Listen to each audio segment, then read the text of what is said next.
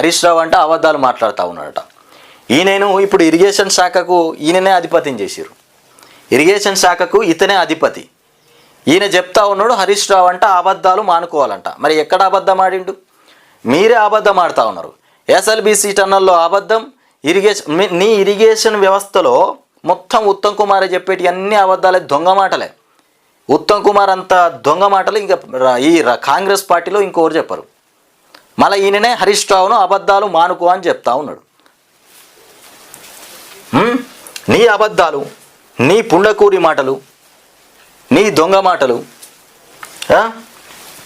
హరీష్ రావు అబద్ధాలు మానుకో.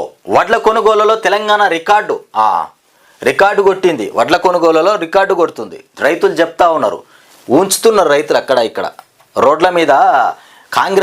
కాంగ్రెస్లో ఉన్నటువంటి మంత్రులు కానీ సీఎం అని అంటేనే థూ అనే కాడికి వచ్చేసింది.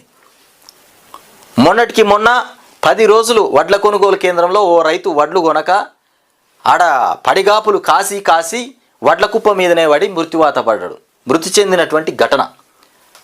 ఆ మృతికి కారణం ఎవరు? మీ ప్రభుత్వం కాదా?